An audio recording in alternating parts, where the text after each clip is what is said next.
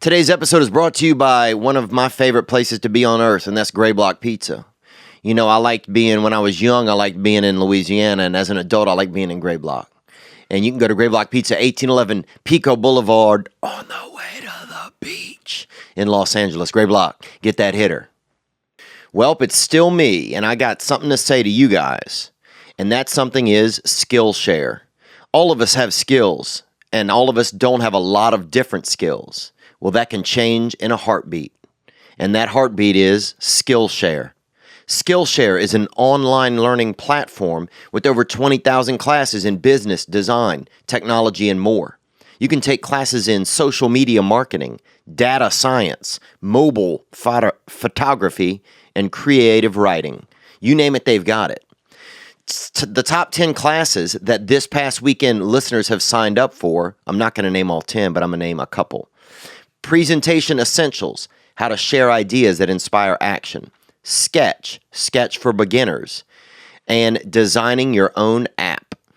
How to make Android apps. Trap music production. Whether you're trying to deepen your professional skill set or start a side hustle or just explore a new passion, Skillshare is there to keep you learning and thriving. You can get 2 months of Skillshare for just 99 cents.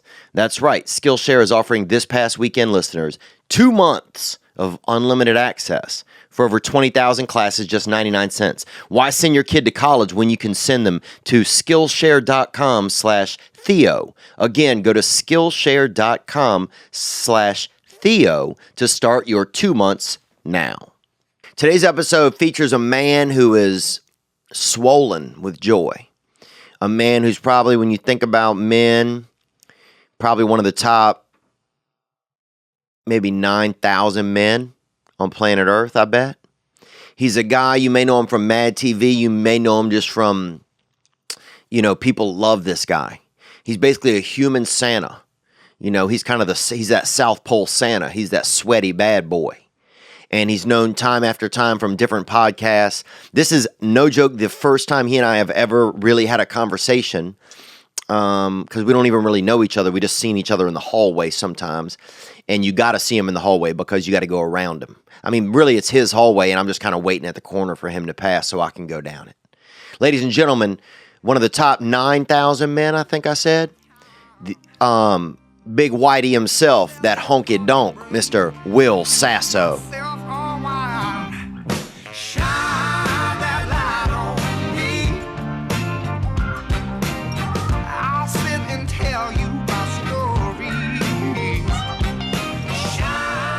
Happy holidays, bro. Happy holidays.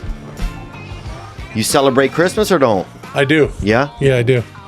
Do you celebrate Christmas? Oh, definitely. So this is a safe space to say Merry Christmas. Oh, definitely. You can say that here? Yeah.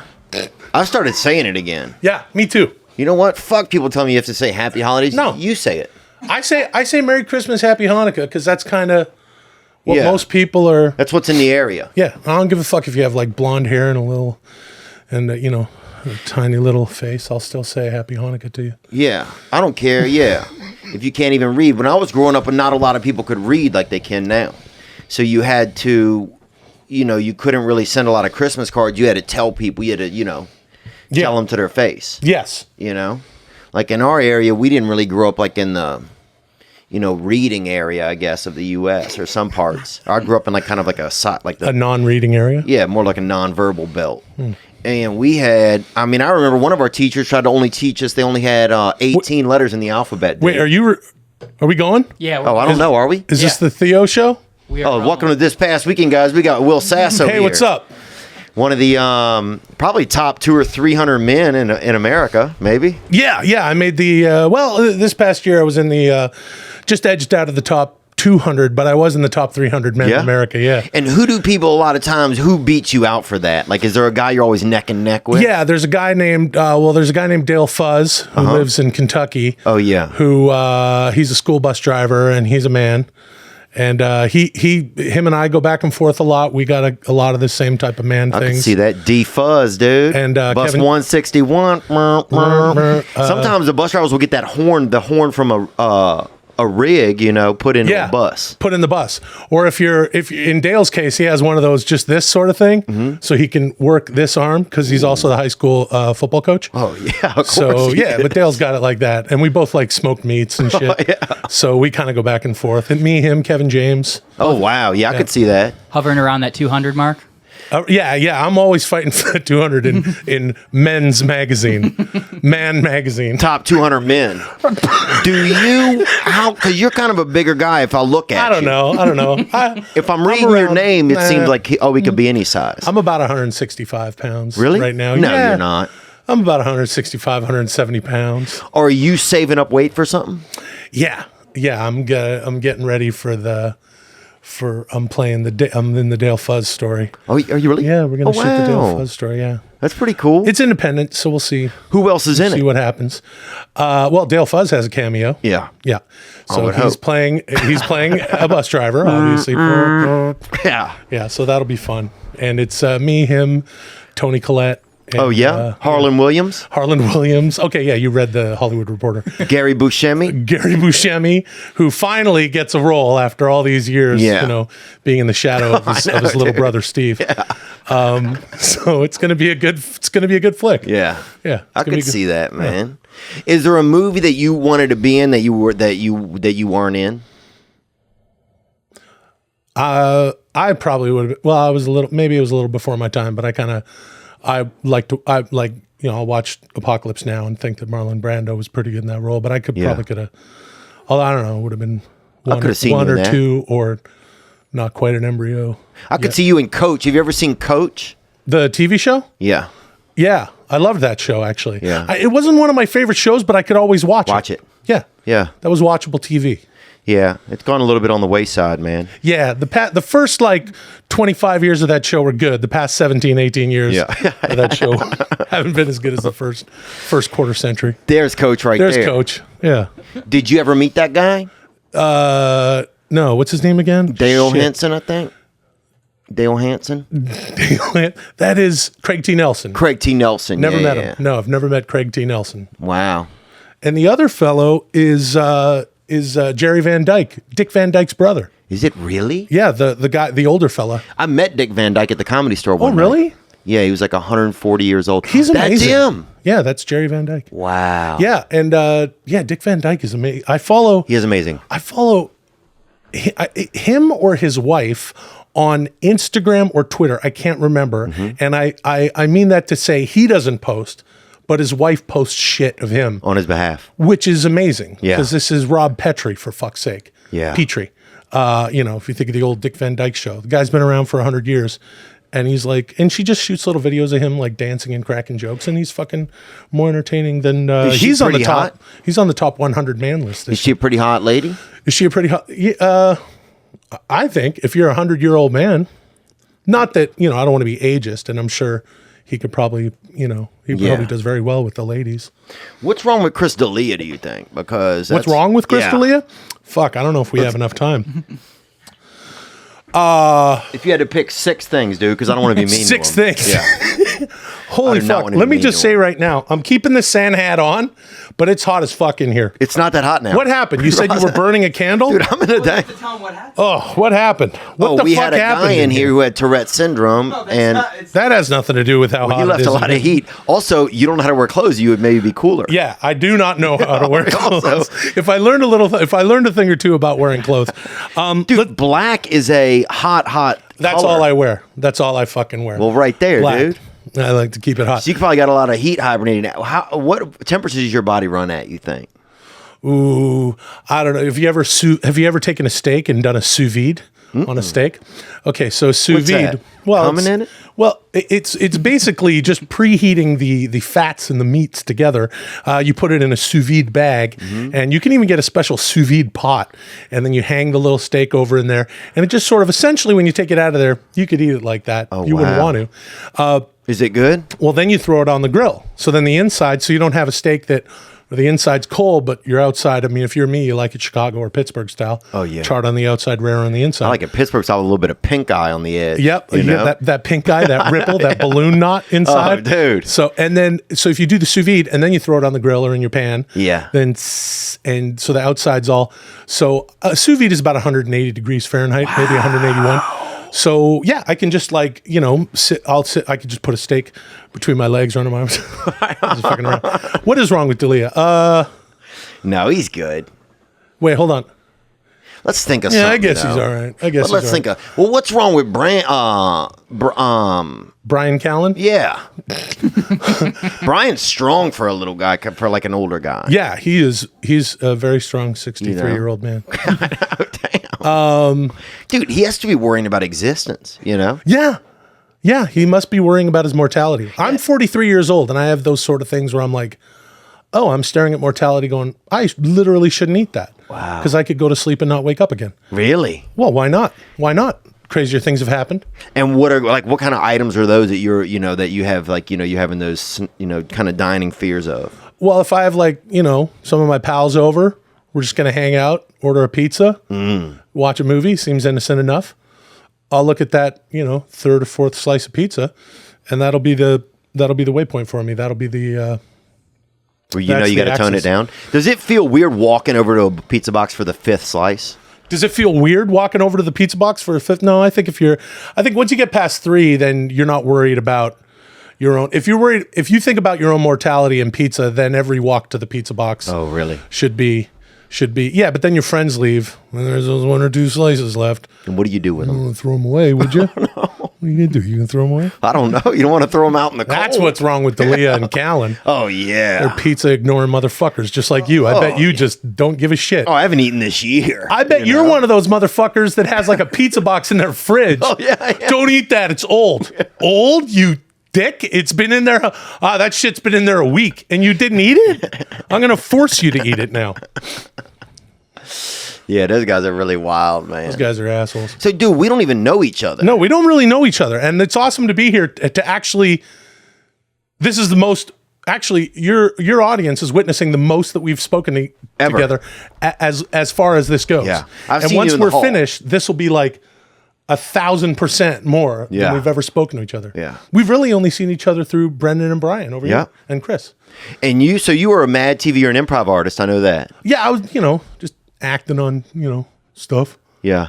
Do you feel, were you always an actor? Were you always like a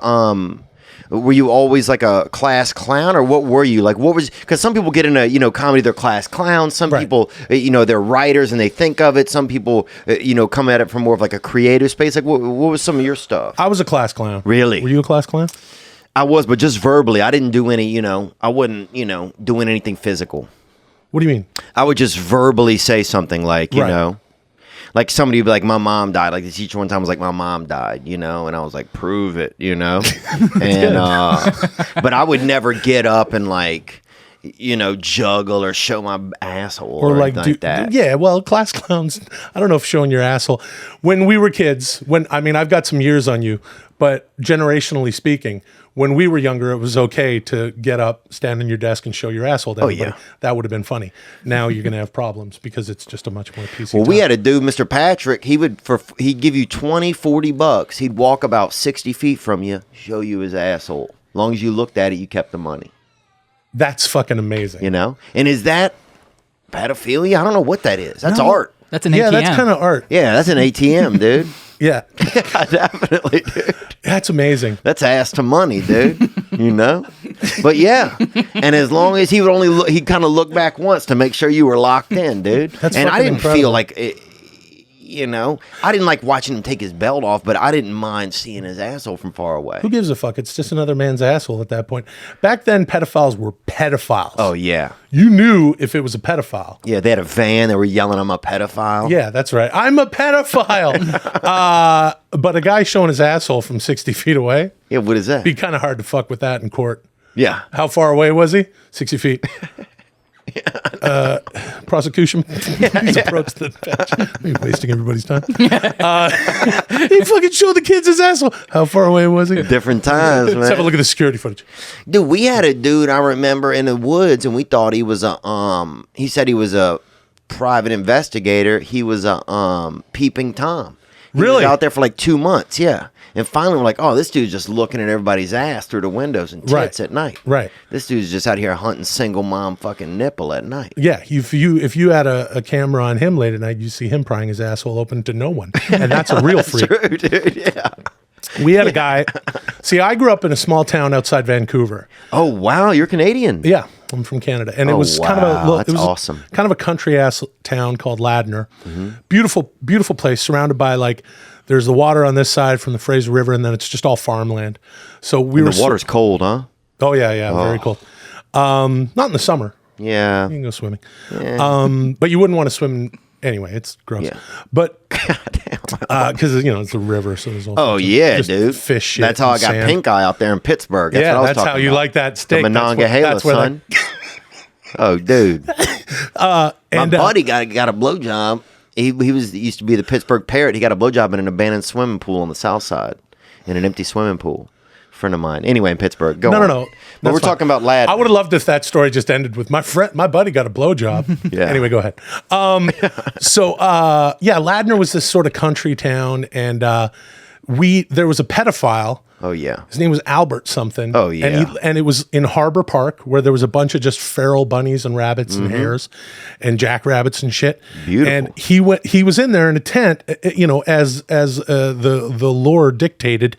And if you went in there and got molested, it was your fault, because there was one guy, and he was in this fucking don't go in Harbor Park towards sunset. That's sundown. Where they're doing it.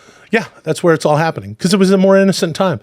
And I'll tell you right now, I can't think of anything off the top of my head, but if a teacher or an educator of any kind pried his asshole open from 60 feet away in Ladner, British Columbia in the 1980s, early 90s, I don't think anyone would have given a fuck. Yeah. I don't think anybody would have either. I don't think anybody still cares, really. Does anybody really care? Or is it just people want to be like, oh, look at this evil person. Yeah. People want to feel better about themselves. Yes, people, yeah, absolutely. That's sort of... That's what's going on today. Dude, we had a dude who used to give you. He had he'd always have raisins in his pockets, individual raisins, and he'd give you a couple of them. We had a dude. My dad had a friend, and he'd put cinnamon on the fucking palm of his hand and let you lick it off. And this was probably, and one of his feet was longer than the other one, or he had a. What the fuck is the name? Where extra foot or not? He was black. He had like half of an extra foot. So, black throwing out the bottom of it? Well, black people are always trying to show off, but he had like a... Well, hold on a second. He had like a lift on his shoe. One of his feet wasn't that long. One of his feet. Oh, I thought you meant he had like 2 feet stacked like a sandwich. No. Like a foot sandwich with no... crazy, yeah. Dude. No, dude. Foot bread sandwich. He had a 2-story foot. Yeah, a 2-story foot. Oh my goodness. Just a stack, just a Big Mac foot. 2 patties. He pulls it in. Yeah. Hey, so what city are you near? I'm near New Orleans. Oh, okay. So we had that French Your town was connection. just fucked up. Yeah, we had regular people around there, but my dad had this guy, and he would just pay him to kind of stand around us sometimes, and he always had a little bit of cinnamon in his hand. And this when I was young, now there's cinnamon anywhere. There's Vietnamese cinnamon. There's fucking, you could beat the cinnamon out of a fucking Korean if you hit them hard enough. You know? They got some in their pockets. I'm not believing any fucking Korean. Well, that's just what I'm saying. Everybody's keeping secrets. Everybody's got some cinnamon. Everybody's keeping secrets. And a lot of people I would imagine a lot of your viewers and listeners, kind of go like, well, what is the, what's the secret? Like, what's going on in Hollywood? Because they think like, it doesn't matter how people like you or me come across people. They always think we're hiding something. Yeah. And that's what I have to say to your audience, especially the young people out there. If you beat the fuck out of someone hard enough, you'll get that cinnamon. Oh, yeah. And that I could be speaking in metaphor, or we could be speaking quite literally about, your friend with the cinnamon in the palm. Yeah. I mean, we could be talking, I'm talking spice work. Yeah. So you never know. But look, dude, I've always been really fond of Canadians, and they've grown on me over time.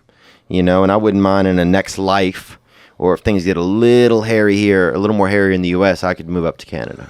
I know a lot of people that are talking about it. 100%. Not D'Elia or Callan. That's another thing wrong with them. They don't like Canadians. That's crazy. Yeah, I've never told them that I'm Canadian. Really? In all the time that we've known each other. Yeah, I never thought you would be Canadian, man. You seem like a guy that wouldn't be Canadian, but now I'm not surprised once you did tell me. What is it about me that you think is Canadian? What isn't? You just seem a little more kindred than an American, you know? Okay. You seem to have more of a good nature, more of like at peace with yourself a little bit more. Americans seem a lot more like just volatile and unsettled, you know? Okay. Yeah, people usually say, are you Canadian or from Chicago? Yeah, I could see that. People think I'm from Chicago because I'm a bigger fella and I'm in comedy. Yeah. Yeah, that's kind of the thing. Look at this guy right here out of Wisconsin. The man. Chris Farley right there, and he died.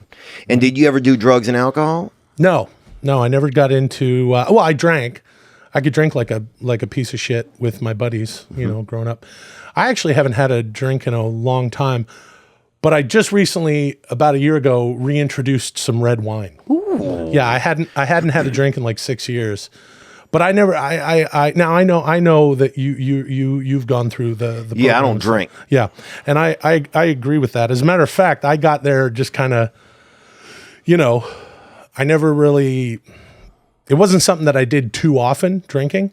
So it wasn't like, oh, I need to stop this for, you know, any of the reasons that, you know, a lot of people have. You weren't having trouble. I wasn't having trouble. It just didn't agree with me. I feel like it doesn't agree with me. I feel like it doesn't agree with anybody. It really is fucking weird. It's sort of socially accepted. It's a drug that's so socially accepted because... I mean, you know, whatever. We could talk forever. No, it's interesting, though. I start to think that it's old-fashioned. I'm starting to think a little bit that it's old-fashioned. Especially nowadays, I see everybody is using mushrooms, magic mushrooms. Yeah, absolutely. Or, you know, whatever. You know, the shit that comes from the earth and whatever your opinion is on that. You know, certainly things like marijuana or, you know, I've never done mushrooms or anything, but it's like the shit comes from the earth. And you think about like alcohol goes through all this different process, whether you're brewing or distilling. Denver, half of it goes through Denver. You know, half of it was through Milwaukee. Yeah, it has to go through Milwaukee or Denver, and then you have like Scott Elliott going, Coors, the banquet beer, because it's the water in Colorado. All that Coors has to go through Colorado, the Rocky Mountain. Wait, Coors, the banquet beer. That's pretty good. It needs work. Let me try it, man. Yeah. Coors, the banquet beer. Yeah. You sound like Scott Elliott just woke up. Is it Scott Elliott? Who's Scott Elliott? He's the guy with the mustache. Do you have to use so many cuss words, dude? Oh, really? Why am I doing this? Sam Elliott, dude. Oh, Sam Elliott. What did I say? Scott Elliott? Yeah. I'm doing a perfect Scott Elliott. It's his younger brother, a la Jerry Van Dyke. Why am I doing this when I have a mustache? Dude, Coors. What if somebody got their finger cut off and just put installed right there? Wouldn't that be crazy? You just go into a lab and have your finger cut off and sewn to your thing. Is this it? You're going to play Coors, the banquet beer? Strong-willed. You do it your own way. When you're uncompromising, second best never crosses your mind. When you're set in your ways, you stay true to yourself. If you can drink to that... Do you have too many animals? How many animals do you have, man? With your... I got no animals. Really? Then what are you doing, dude? You got a family or not? No, you? Well, something's going on then. What's going on? Because it's starting to seem kind of weird. I think. It is starting to seem kind of weird. Even though we've only known each other through this podcast. Oh, yeah, definitely. It's immediately weird when you realize a 43-year-old man. You're dressed, I mean, obviously, I'm dressed like a kid. Yeah. We started talking about pedophilia. Yeah. I'm wearing a Santa hat. I'm going, I've got a mustache. Who am I now? You want to lick my palm? Coors, the banquet beer. Banquet beer. Yes, Your Honor. I did show those children my asshole, but I was 60 feet away. Coors, the banquet beer. Dude, Coors will make you do that, huh? You know, enough Coors will make you do that. Oh, dude, we used to have a lot of gays would meet up behind a rest area bar in our town, you know, because I grew up across a river from a rest area. Uh-huh. And I don't know if they have rest area in Canada, rest area in America. It's where you stop on the interstate to fucking... Truck drivers. Yeah, drugs, kill a spouse, leave a kid. You know what I'm saying? It's basically, it's like a halfway house, but it's unincorporated, you know? And that's a good way to describe it. They had a lot of the gay homoerotic men, would meet up behind there and do drugs and start touching each other. Not even necessarily homosexual, just homoerotic. Yeah, because a lot of this was drug induced. Yeah, it was a guy like Dale Fuzz. He gets a bunch of those like Spanish Fly or fucking stay up all night baggies at the gas station, and then pretty soon Fuzz is like, And dude, I met a girl in Miami over by Joe's Crab Shack and bought 9 of those gas station, dick pills. This is when they first came out. Bro, 1960. I couldn't bend my fingers, right? And my nose kept bleeding. Yeah. Jesus. Yeah. Dude, and I was up all night, You couldn't bend your fingers? Any of them. And I would go through each one and try to bend them. You're lucky to be alive. That is fucking... Oh, dude, my nose was bleeding. I must have lost. I don't know how much blood I lost that night, but anyway, that was the first time I ever had snow crab. I remember that. Yeah, it's a good thing you remember that, even though your brain was bleeding, that you hung on to that lovely memory. But they had one time, me and my buddy go in the woods, me and my buddy Jeremy, we go in the woods, and they had 2 dudes out there shooting potatoes with one of those slingshots across the river. Nice. If gay guys would get together and start making out. If they were on drugs, if they're just gay guys meeting up, having a picnic, that's no harm, no foul. How would you know? Because they'd have like a little Christmas, picnic. No, these guys knew. They could just tell if they were 2 dudes on fucking methamphetamines who wouldn't normally. So basically, they felt like they were doing an anti-homoerotic service by saying, you don't really want to have sex with that guy. I'm saving your marriage. Yeah, that's cool. Now it would have been funny, I think, if they'd have done sweet potatoes, because I think that would have kind of added like a cute thing to it. Yeah, because then the guy would get hit in the eye and go, what the fuck? I get it. Yeah. But I think they wanted to prevent sexually transmitted diseases. Yeah, come into their town. You fucking come into the rest stop. You infect everybody with your disease, and then you roll on. You got a bunch of frozen chicken. You're the fuck out of here. Yeah, and we have to deal with it in our town. Yeah, they were doing a public service. You got a bunch of herpy, spotted up Tyson cutlets, and you're rolling out. Yeah, and you're rolling out of town. Yeah, you're doing 95 miles an hour with 6,000 pounds of fucking chicken. You don't give a shit. Fucking dirty chicken. Yeah, there's no regulation at all. Yeah, well, we're here with these fucking potatoes because we got a bunch of these in a field behind us. You ain't coming locally, brother, on our watch. No, not here. So that was it. It was kind of a different time. I don't know what we're talking about, but yeah, it was just a different time, man. But it was a different time. It was like, people could enjoy themselves a little more. Oh, sure. Yeah, back then. Well, now especially. I mean, you look at how things are changing exponentially. Every time I read a story, every time I sort of get into the, whatever, there's so many manner of things that are changing rapidly, and we're 2 white dudes. So when you kind of go like, here's what's going on, socially, whether it's a regional thing like what happens here in California, whether it's a gender thing, which is all over the country and most parts of the Western world, what's changing and how fast it's changing. I can't even believe. You'll see some things now that you go like, that was 2016, and you feel like so much has changed. Wow. I'm curious, as a stand-up, does that, because I was listening to something with like, anyway, well, I'll ask you, because I was watching this thing on YouTube and some stand-ups were talking about it. Has it affected you and what you do? I think I looked at an old set from like 8 years ago or something. I was on Comedy Central, and I don't think I felt weird about having it up still. Yeah. So that was interesting. But I also noticed that like I'll go on things like JK News. Have you ever been on their show? No. It's a good show, and they're all diversity and fucking who knows, bro. It's so mixed over there, you can't even, it's basically, you might as well be in a war 50 years ago. Everybody's, It's pretty diverse. Right. So anyway, you're over there, and they talk about all the funnest stuff.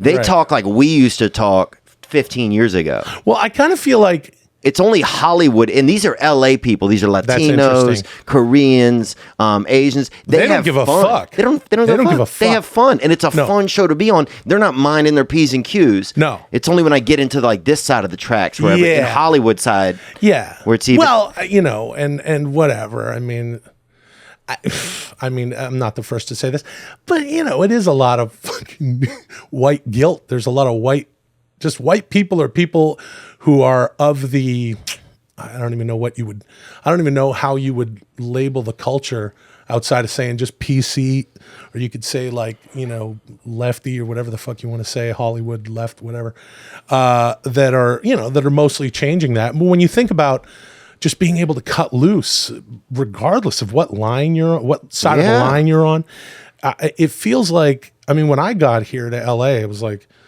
there was no fucking problem. You could say whatever the fuck you wanted. And we used to do shit on Mad TV. I couldn't believe what we were doing. I was, you know, like a young dude, and I showed up. I'm like, can we say that? And, you know, and then pretty soon you get your feet wet, and you're like, what about this? And it was great because people still got along and everything. But it's hard to deny. You know, it's you of course want to listen to everybody's take, and you of course don't want to. I've never wanted to do comedy to hurt anyone's feelings. No. As a matter of fact, I kind of left Mad TV going, I'm not even comfortable making fun of fucking celebrities anymore. Wow. Because, well, not like making fun, like if there's something to make, even if there was something to make fun of, if there's some sort of scandal, I was like, like I would do like, you know, my impersonations and shit, or anything that was specifically targeted at celebrities. I would always try to make it silly and stupid and not about anything real. I didn't want to do the stuff that was you know, pointedly mean. So, but that's just me. And so of course I want to pay attention to, I don't think that comedy should exist to make people feel bad. Right. I think it should do the opposite.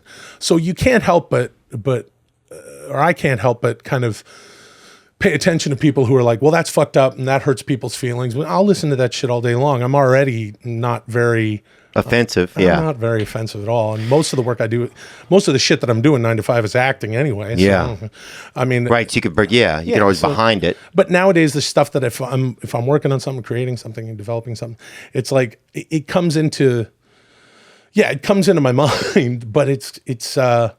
I see. Yeah, you got it. But podcasts, you can still say it on some. Do you feel like that? Yes, I think mostly because of the way podcasts are set up.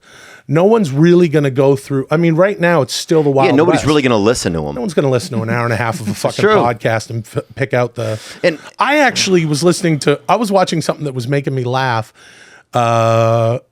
which is the dumbest setup to say something what about. Was it? Ozarks. I was watching something that was making me laugh. Yes, Ozark. No, I was just watching some. The second season's not as funny. Not as funny as the first season. It's like Coach. The end of the first season with that electric boat. Did you see that one? No. What happened in that? Am I forgetting how to wear clothes again? I don't know. Damn, dude. Yeah, you look like here's what you look like, dude. A panda bear that has definitely been doing crime. I'm like gonna go steal fucking bamboo. Definitely, bro. Out of the Erewhon, like dude. Like you look like Voldemort. You look like a dude Voldemort, but Voldemort? that word that goes shopping at a market all the time. Voldemort. No, I was just watching something, and then one guy called the other guy like a gay slur, but they were really angry at each other, and it made me laugh so fucking hard because it's like it made me laugh. Nowadays, it makes me laugh because half of it is like, well, you can't. What are you doing? You can't fucking say that. And then the other half is like, damn. Back in the day, we used to say whatever the fuck we wanted. That's wild. And it's like you would even call people shit that. I mean, you want to talk about calling people shit that technically they're not, which is what makes it funny. I mean, you could call people anything. Now you can't. But also, I kind of feel like the wokeness is coming from people look at the history and they go, look, this is just my opinion. I don't think people that aren't black shouldn't be saying the N-word. I think the black people say the N-word and it's their word to own and they can do whatever the fuck they want with it. White people shouldn't say that word. By that logic, there's a bunch of shit that people who are not should not say. Right. So if it's something that can become a different term between, within that community, whether it's, the gay community or the black community or whatever, they get to govern. That's just me. But that's a societal opinion. Right. That's my own opinion. There are no fucking rules. Well, we had a guy, we got a guy coming up on an episode that has Tourette's, and he was telling me how you can't even have Tourette's these days because Tourette's. You can't even have a disease. Tourette's is offensive, dude. Yeah. He said he's got a lot of young dudes hitting him up with Tourette's, asking him how to best, hide the N-word if he yells it out at a Ramada or something. Jeez. And if you've ever been to a Ramada, it's hard to not, drop it a couple times. You know what I'm saying, dude? You're gonna be. If they got all kinds of crime Ramada. at those places. I was watching a thing. There's a clip online. But think about that. You can't even have a disease anymore. You can't have Tourette's. You can barely be from Nicaragua. What do you mean? Without offending somebody, you better say it clear and pronounce the C. Yeah, that's right. That's right. Absolutely right. I mean, it's just a different time. I'm not even going to get into some of the African countries. Oh, dude, when I'm having sushi, bro, I order the nigiri, bro. Nigiri, you feel me? Yeah, that's right. I ain't playing games, you daddy. say GIF instead of GIF. Yeah, that's how safe you are. Oh, dude. You got to be safe. Because you got to say that and train your tongue so that you can get the nigiri sushi. Oh, dude, hi, may I have 2 pieces of salmon nigiri? And I don't even say nigiri. I used to say nigiri. Nigiri is good too. Anything to get you away. Again, do what you do, man. These are social things. It's all for us to decide. There are no pointed rules. I mean, who are we going to listen to? You make up your own. So if you want to say nigiri. But do you think, though, that people start, like now, though, it's funny because a lot of times the only people that are allowed to be safely made fun of on television anymore are like poor white people. Yeah. And that's where I'm from. And that's what makes me mad because it's like, well, fuck you. It's way hard to be poor. What about rich white people? Well, and to me, the only people that still even own black people or own anybody in the world anymore are executive producers or people that own the rights to people. Yeah. If you want to look at, that's the only ownership going on anymore. If you want to look at like that guy who's on the Cosby Show, he's out there, stacking fucking, little kumquats, and then they're saying, oh, he doesn't have any money. Somebody's making money off of him being on TV every week. Jeffrey Wright, a white guy, or Bill Cosby. Which one are you talking about? Jeffrey Owens. Jeffrey Owens. I always not get the people, Olympian. I only remember half of people's names. Yeah, I like that. Yeah, Jeffrey Owens, the Olympian. Yeah, you mean Daniel Claus? No, Santa Claus. Yeah, that's right. Different. Hey, have you heard about this guy Brad Trump? Hey guys, what's going on with Brad Trump? You think Mexicans should be deported? How about that haircut of yours, Brad Trump? I don't know what happened. I went out there. I gave him my Brad Trump. I got really good stuff on Brad Trump, and nobody. No, you said Brad. It's Donald Trump. Do they have what kind Google of evil do they have in Canada that they don't have in America? Do you think? Beavers. Oh yeah, think about that. Yeah, we got beavers. Dude, we got cats. Like I was dating a girl, she had 2 cats, and I couldn't imagine if she had 2 beavers over there. Yeah, that's fucked up. Because when you're in Canada and you're just like dating a girl, or me, it's like it'd be nice to settle down with a nice Canadian gal as I look forward. But a lot of times, I'll get I'll meet someone on the I'll be home for a while or something, or even when I'm fortunate enough to get to work up there. And, and you meet a girl and it's like, oh, this is going good and shit. And then you finally get back to her place and she has 2 rabid beavers. Oh, yeah. And you go to sleep, like if it's like shit goes all right and then you go to sleep and then you want to use the bathroom in the middle of the night and you get up and all your clothes and shoes and shit are all stacked up by the bathroom door because the beavers made a dam and you can't even fucking get in there. And you're like, this isn't going to work out. Yeah, it's really fucked up. Right? Yeah, you can't do shit. What about the Iditarod? What happened with that? Because you guys are doing that with the dogs. We got everything. The dogs. Yeah. And why are they doing that? Tradition, I guess, Hey, I shot a film in the Arctic and oh wow. Yeah, it was nuts. Outdoors? No, I was in a studio, but it cost less to go to the so we just went out there to shoot on a sound stage. Yeah, Arctic Studios. I thought you were with it. You didn't know about it. Dude, look, I didn't know. Oh yeah, they shot damn, Santa's doing working off season these days. They shot all the Wolverine films. Yeah. So we went out, we're in the Arctic, and I'm from Canada. They kind of, we have more of a you grow up, you sort of learn what they want you to learn about our First Nations people and stuff. But I realized how ignorant I was because that snow sledding shit, the dog sleds, they don't have roads that go from town to town in the Arctic. It's just like, here's a town, and the only way to get anywhere else is by plane, or when the ocean is frozen, that's what they're sledding on. Jesus. And I realized just how fucking, it was crazy. And of course, everyone was so nice and just sweet there. So they would say like, hey, we're going to go over here to our friend's cabin on snowmobiles or like sleds, dog sleds. And they're like, you want to come? And I'm like, no, there's going to be beavers. Or on Falkor. Yeah, Falkor would be a good way to get around the Arctic.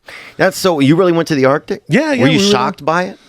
Yeah, a lot of things shocked me about it. It was crazy. It was awesome.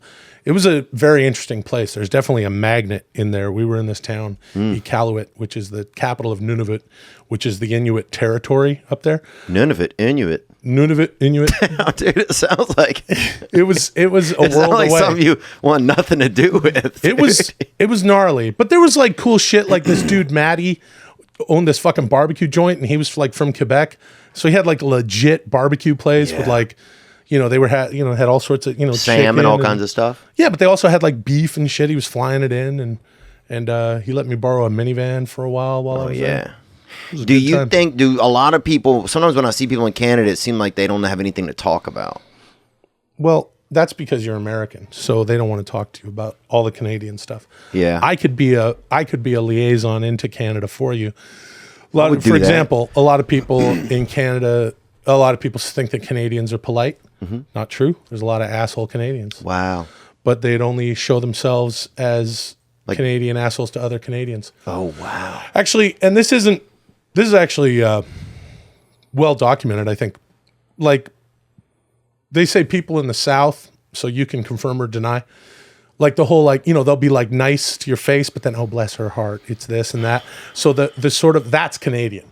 Oh, I think we have that in common, where, and I mean, people are shitty everywhere, but I think that's specific. It's been said a lot of Canadians. It's like, oh, it's kind of like the sort of sweet part of the South where people are just like, oh, hello, how are you? Very proper. Yeah. And then behind your back, they'll say all sorts of bullshit. And they got voodoo doll in or something. Yeah, they got doing Canadian voodoo dolls. Yeah. Yeah. You could just get them at the airport. Any of those things, just like a little like beaver doll. It's actually a Canadian voodoo doll. Don't be fooled. Do you feel like hot? Yeah, man. It's a little warm. You were burning a candle in here? Yeah. We had a guy with Tourette's in here too, and he left a lot of heat in the room. Bro, they're fucking human furnaces like the Amish make them. They're fucking, it's mesmerizing. I would imagine so. There's just a lot churning and burning going on. Oh, they're running at 104 degrees. I mean, you think of all the curse words just milling around in their body trying to get out. They could sous vide a steak easily. Oh, dude, a guy cut his wrist and a couple of N-bombs fell out, They're fucking... That's amazing. They're wild animals. Yeah. Dude, let's talk about the strap. This is last year's strap. Yes. Okay? How do you feel? Last year's, man. I'll let you get a little hold of that sucker, bro. It's been collecting dust because I've had it for so long. It is a beautiful piece of. It is a beautiful strap. $162, and I had to pay for it myself. So what? Yeah. It's like getting a star on the Walk of Fame. They're like, congratulations, give us $8,000. Yep. Yeah, I turned them down several times. This is amazing. Yeah, that's it, man. Do you think you have a shot at this year's? Well, let me tell you something, dude. No, I don't. No, really? I don't think I do. With your stirring rendition of This Is How We Do It? Yeah, This Is How We Do It. That was This is how what is that, dude? I don't know what that was. It's Friday night. What were we talking about? It was always Friday night. It's like, get a calendar. Yeah. Who sang that, dude? Somebody with a cheap calendar. This is how we do it. It is interesting. It's Wednesday. It's Wednesday night. It would have never gone down that way. It's Wednesday night, and we're at the truck stop firing sweet potatoes.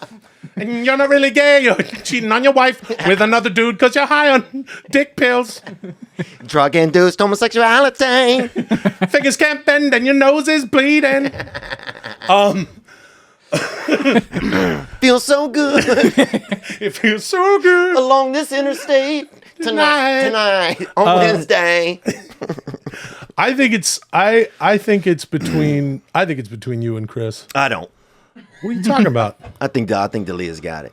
Well, Dalia has a fucking. I mean, he has an army. He has an army.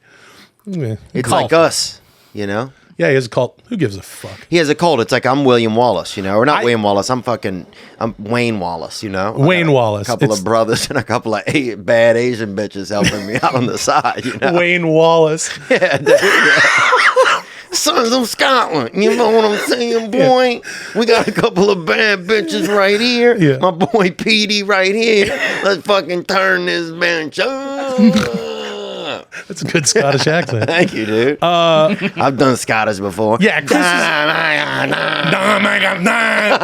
that's Scottish, right? I think it is, dude. And he always does this. He has 9 legs, bro. Yeah, it's easy to do comedy when you have 9 fucking legs. You piece of shit. Oh my goodness. I didn't say piece of shit. They edited that in. Yeah. That's what happens. That's technology, dude. And then they got this new ginger guy up there. Yeah. Cheeto is his name or whatever. Get the fuck out of here, bro. If your parents loved you, they'd give you a decent hair I don't color. think that's actually... Is his name Cheeto? I don't know. His name is... guy. Andrew. Yeah, where I'm from, dude, you don't even listen to those guys till they're 40, Redheads? Yeah. Yeah, no, you gotta... get with the program before you pipe up. You know what I'm saying? You little cinnamon stick. You have to accrue some wisdom as a redhead, dude, before you start. Because he's firing on just ideas, dude. Yeah, you better be that. Who's that motherfucker from Revenge of the Nerds and 30-something? Don't worry about it. This is before Timothy Busfield. We didn't really listen to Timothy Busfield before he turned about 40 years old. Now he directs. From Baton Rouge? Timothy Busfield. 5'11"? Yeah, about 5'8", 5'11", 2 eyes. Yeah. Nose now never different bleeds. Guy. Carbon-based life This form? guy died. Timothy Busfield, I know, died. Really? Yeah. Oh, I know a Timothy, but I don't know him. They're but still alive? Dude, we should link their families up. Oh, that would be cool. I Guess who it is? It's Timothy. It's Timothy Busfield, and you open it, it's a different one. And he's like, it's still me. Oh, that's a great idea. That is a good idea. That could be a show. That could be a good show. What would it be called, you think? Assholes. No, dude. I think name that asshole would be a good thing, like the teacher who showed you his asshole, where you have people from your past and they line up 60 feet away, and spread they fucking pull their meat apart, and you get to like look right down the center. I could name probably Goatsy 2 style. I think I could name 2 from maybe 6 feet. There was a picture of me of my asshole, and I couldn't recognize it. Oh wow! A friend of mine had a bunch of like. Speaking of shit you used to do, I guess the guys were all hanging out. One thing led to another, and I was like mooning one of my friends who was like passed out in a chair from drinking too much, probably. Oh, that's called a Canadian proposal. I feel like that's a proposal in Canada. Canadian. You just pull it apart. I feel like that's yeah. But mooning your buddy who's passed out in a chair seems like that's like a Canadian bar mitzvah. Yeah. That's how when even if you're a redhead, you're a man after that. And I just remember I was like mooning him. It was me. Oh wow! And so this picture, this is like a couple years back. My buddy's like, "Hey, check out these old pictures I had developed." And like because he had like one of those disposable cameras. He's like, "Uh-oh, what's in this?" From the 90s. And he looks at it, and there's a picture, and I thought it was my buddy Houtman. I thought it was a different dude. I'm like, that's not my ass. Yeah. And he's like, look at the thing in your head, and look at the shirt. Look at the back of your knees. Yeah. I'm like, oh, whoa. So I'm like, yeah, that's me. I didn't recognize my own asshole. Impressive. Vast. Whiter than I thought it would be. Oh, yeah. Not as hairy as I thought it would be. Oh, wow. Different times, though. I mean, a 25-year-old asshole, like my 25-year-old asshole, I'm sure it's bushy now, much bushier. It's been 18 years since then. Yeah. Haven't looked at it. Haven't looked straight into it. Wow. The way I could with a developed picture. And nowadays you can't take that picture. And that's bullshit. Yeah, nowadays you take that picture into the service lady. They're like, oh, you're a pedophile or you're a creep.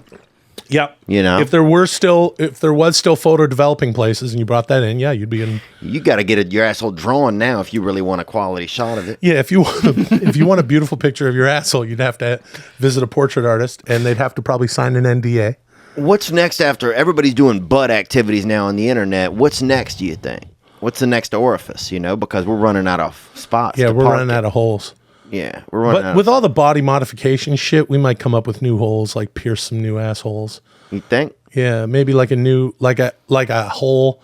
Actually, that could kind of solve a lot of problems now, because with, when they talk about like with regard to to gender and pronouns and stuff. If a lot of people just had a hole drilled in their gooch between their dick and between their balls and their asshole. Rape me along the median, you know? Yeah, just put something there in between. Yeah. So that we can all just sort of be one for a while and then figure out maybe in another that party 100 years. spot. Yeah, party spot. Yeah, you could give it a nickname like a little, hole in the wall. Yeah, hole in the wall. We could call it Donnie's Last Resort. Yeah, Donnie's Last Dale Fuzz. We could call it sweet potato. Yeah, ooh, sweet potato's good. Sweet potato hole. The risotto. The risotto, yeah. Mr. Risotto's garden. You can call it whatever you want. Yeah, Nigiri. We can call it a Nigiri hole. Do you think Mr. Risotto's garden? Do you think there's a time in your life when you're more obsessed with your body and that it changes over time? A time when you're more obsessed? Yeah. I think when you're like 13 or 14 and you beat off for the first time, you're like, wow, I can do this all by myself. Oh, you think you're a magician? Yeah. That's an interesting time. When you realize you can beat up adults, or at least for me. Oh, yeah. By the time I was like 9 years old, I was like, yeah, I could beat up adults. That's true. A lot of Why seniors... the fuck did I take any shit off of anyone? By the time I was like giant 10-year-old, big chubby 10-year-old could beat the fuck out of anybody. Is it hard being a big guy? What's some of the downfalls of it? It's the easiest thing in the world. The only downfall really is being hot as fuck right now in this hot as shit. It's not studio. that hot. I'm wearing this and I feel actually comfortable. You guys okay? I rotate. I'm bigger and I'm smaller sometimes. Again, it's all about the my own view of mortality as it relates to that fourth or fifth slice of pizza. I mostly ignore carbs, so I stay away from carbs. I'll just eat lots and lots of meat. What is hard? Really, you're a meaty guy, huh? Yeah, I wouldn't be able. I've done vegetarian. I've done pescatarian. But no, I got to have red meat, and that's not even my blood type. Wow. What else would you like to know about me? That's interesting. When did you get into stand-up? How old were you? I got in, 23. That's awesome. Were you 23, 24? Were you still living in Louisiana or were you here? What was I doing? I was living here. I moved here. Yeah, I don't know how long. Wait, so you moved here before you started doing stand-up? Yeah. What did you move here for? I don't know. Here's what happened. A friend of mine lived in San Francisco, and he's like, hey, man, come out and visit me. So I went out there, and he's not, both of us are, see women. Yeah. And I went out there to hang out with him, and right when I get there, he's like, hey, dude, I'm moving to Los Angeles. The day I get there. I'm like, what? He's like, yeah, dude, I need help moving. So basically, then next thing you know, I came to Los Angeles with him, and he ended up looking for a place. He got a room, and I got a room, $150. I was sleeping under his bed, my buddy Kevin. And I got sick. I got whooping cough, actually. So I could barely even move for like 3 months, dude. It was very scary. I had whooping cough, which is an ancient disease. And I got it. Did you get your shots when you were a kid? They don't do that in Louisiana? I don't know, dude. Somebody else probably got them. Yeah, that's how that works. They always had somebody cutting in line to get you dope over there, over in St. Tammany Parish, dude, I knew one dude who got would never get measles, mumps, or rubella, bro. Because he cut in line and took everyone else's he had 4 gallons of fucking anti-venom in him. You're lucky he probably took your dick pills a few times, saved your life. Yeah, I've taken a lot of those, boy, those gas station uppers. One time I popped a couple in the gas station, forgot about it, and got so sick I couldn't even leave the gas station for like an hour and a half. I had to sit down in one of the aisles. Dude, those things, the ones with the rhinoceros on them, extremely dangerous. Yeah, don't eat anything with a rhinoceros on it. Dude, they're dangerous, I had the same thing happen with gas station Nigiri once. Oh, really? You got sushi at a gas station? Oh, man. You'll be sitting in the aisle just shitting yourself. Oh, damn. So you moved to L.A. right away? So then I was down here and I just stayed, man. I stayed for a while. They had a comedy club down the street from my apartment on San Vicente, and I went in there. They had one night a week, and I went in there. And then, just stayed, I guess. That's fucking awesome. Yeah. Because I would have thought that you would have been one of those kids who was like, I mean, you're saying you were a class clown. Yeah. And I'm sure, I don't know. I mean, because, I'm sure people like this. Like, I have friends in my life where I'm like, oh, this fucking guy's so fucking funny. Oh, yeah. And he does this or that for a living, like buddies of mine back home or something, or friends out here that aren't in the business. And it's just like, does that person know that they're fucking... That they could do it. Right. So, so that's interesting to me, because I would have thought you would have been like thinking about it when you were a kid and going... Nuh-uh. Wow. I remember seeing it in college one time and being like, people do this? Wow. Who is this guy? Wow. I thought he was a leper or something. Right, You know? something, yeah. Or whatever that is. I don't even know what that is. And I thought, I remember going and going to a comedy club and be like, wow, it's crazy somebody can do this. So then I guess whenever I saw the place, I was like, oh, I'll go in there. And I didn't think I was going to be good at this maybe till like about 7 or 8 years when I was like, oh, I can actually do, I can do this, 7, 8 years in? Yeah. Wow. I think I was still a lot of times thinking about not doing it. I took a break about 5 years for about 6 months and just went and got a job bartending in Louisiana. I don't know, and then now it's like kind of a full-time job. Of course. So what were you freaked out the first time you went up or the first few times you went up? I don't think so. My dad was so old. My dad was 70 when I was born. I talk about that on stage. So I had like such a piece of material, that it was like undeniable, So it was like I knew I could get a couple laughs. Wow. After that, I was scared. I was so scared to stray from anything that I knew was comfortable. Sure. And I can't even imagine an improv class I took. I could never do that, dude. Really? Jesus Christ, dude. I think you got to be Canadian to do improv because you got to be accepting of others and willing to work with others. Well, I never really did like improv class or like Really? I didn't really come from the like improv world, like improvisational theater or anything. Personally. You were just an actor and then that's how you got into it? Well, I always wanted to goof around and shit. I was a class clown and I was like, I wanted to do Renaissance Fair? Do you ever do Renaissance Fair? Yeah, I wanted to do Ren fairs. Did you really? Yeah, I wanted to be. Because people do them a lot up there. I wanted to be the town crier, the Ren fair. Did you really do it or not? No, not yet. Is that your Nick Swartzen impersonation? That's a good one, actually. Is that a Nick Swartzen? That is definitely a Nick Swartzen impersonation. The Vikings. We're gonna fucking lose. I'm gonna diarrhea out of my asshole at this bar. Come hang out, diarrhea. That's Nick Swartzen. That's pretty Stefan Diggs. I'm performing tonight in Toronto. Diarrhea. Now I'm gonna scour the internet to watch. Dude, that's Nick every Nick say Swartzen diarrhea. video, dude. Yeah. You never heard him say diarrhea, Bro, he's dressed up like Prince. He has on like 90 different colors of like lip polish, and he's like, I'm out here. What am I even doing here? Okay, guys, I'll be at Larson's bar and diarrhea, and I'll be having, you guessed it, farting in my own butt. Come out, go Vikes, skull. Then he vomits into his own lap. It's his closer. But it's funny though, man. He's a great guy, and everybody seems to really love being around him. He's a real sweet guy. But I think you got that. I love the way you bought it back. You got. I think D'Elia gets the belt next year. Yeah, I think D'Elia gets because he has the people. He can get them to vote. He's got a very large following on the internet, which is we don't have it. Well deserved. I don't give a. I mean, not Chris is. Here's what I said to my dear friend Chris not too long ago. I said, actually do it. Now you've seen that dude. The Bleach Media. Yeah. This dude who's been making these really funny videos taking your heads and our heads and but I remember a couple years ago saying like, Chris, buy some fucking land and do it. Like start an actual cult. You have an L. Ron Hubbard opportunity here. Yeah. To actually, because his fans are they're something other. They're very loyal and he's essentially writing a religion. Yeah. This fucking Kuda shit. Yeah. He's like, what is it? Oh, I don't know. I don't know. He was texting me. We were texting. That's a Brendan Schaub impersonation too, right there. I love there? that. Yeah. I don't know. BDE, dude. Where you gonna be, Bri? Oh, don't need all the chilies before I get there. I'll be in New Mexico in 16 months. Should he have fought him? Yeah. Is that a good fight for him? Yeah.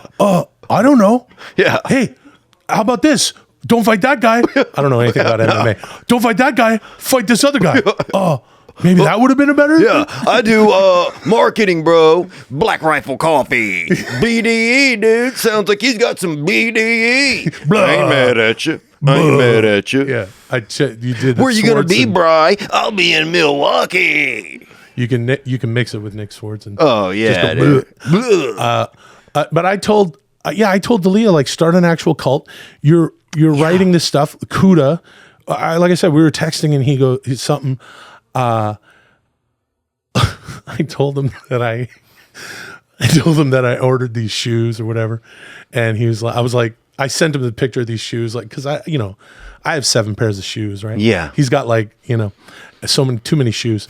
And so I was like, I'll bug him. I'll go like, hey, I ordered some New Balance, to fuck with him so he can go fuck those dad shoes. But I ordered a pair of shoes and he was like, yeah, you fucking Kuda.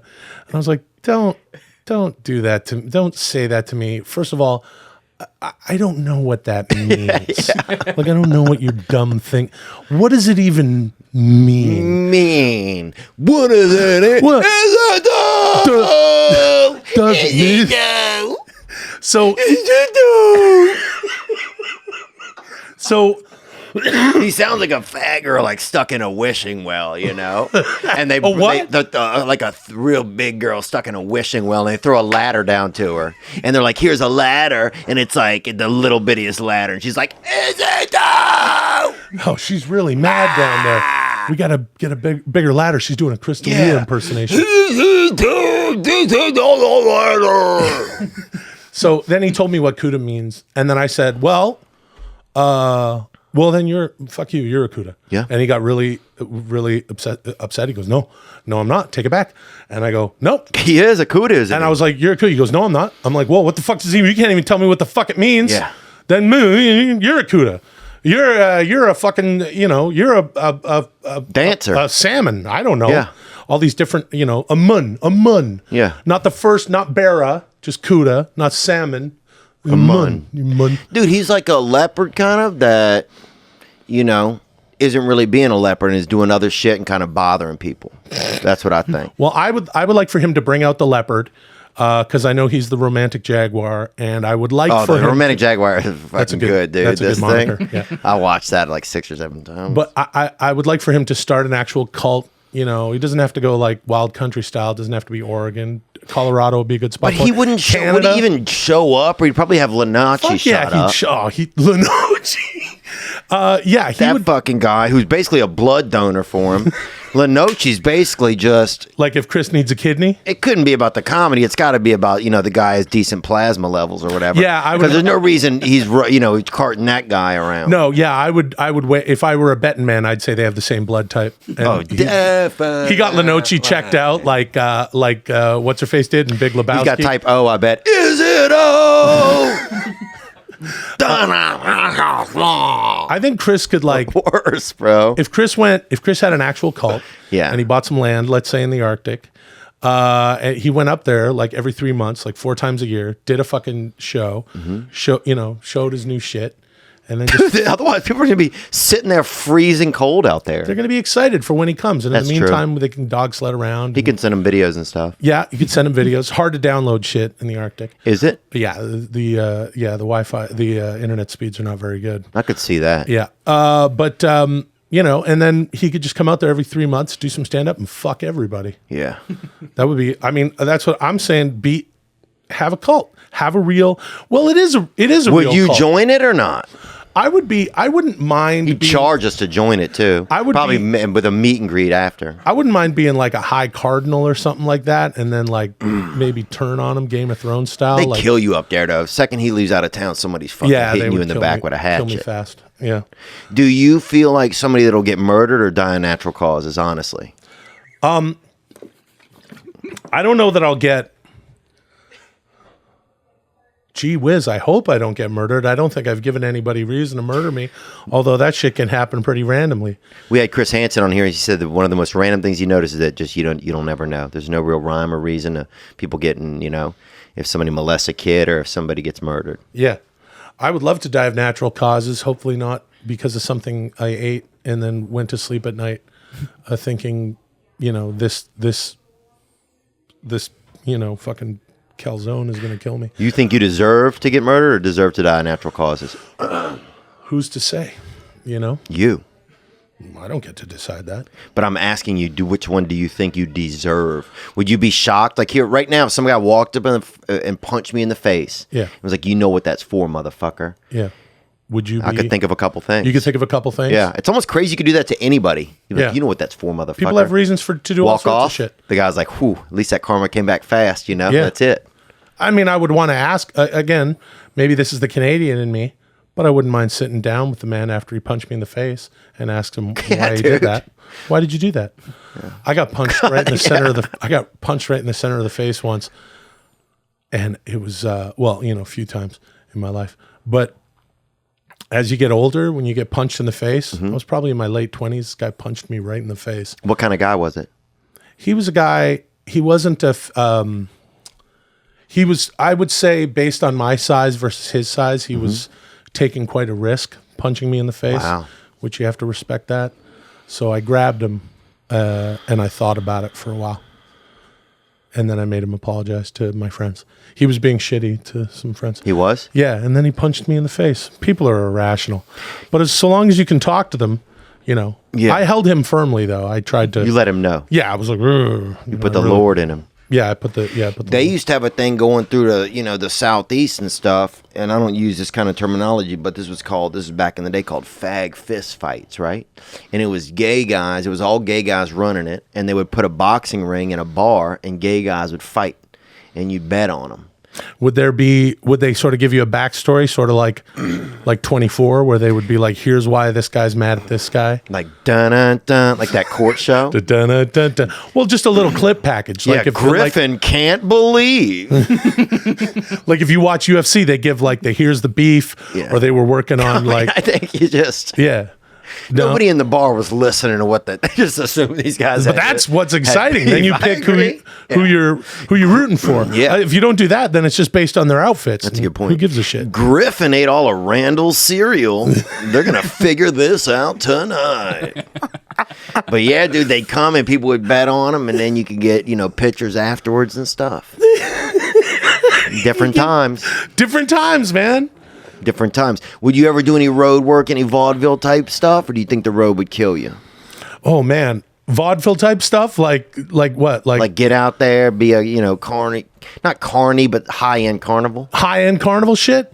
Yeah, like stepping on a bunch of rakes and stuff, and like clown noses, shit like that. Little sing song. I could see you doing in the middle of it. It's a tough road. The road is tough, especially when you're doing that. I would imagine when you're doing what you do, you're like, oh, I get to do some stand-up comedy now. I love doing it. I'm going to do it tonight. But yeah, no, for me, I can't even play the accordion. So that would probably be, it would be hard for me to justify being out there on the road. I would probably lose money being on the road doing. Yeah, you would, I think. I would definitely lose money. And it would be depressing and lonely. Yeah. No, I'm not going to do it. Would you ever open up for me on the road? Sure.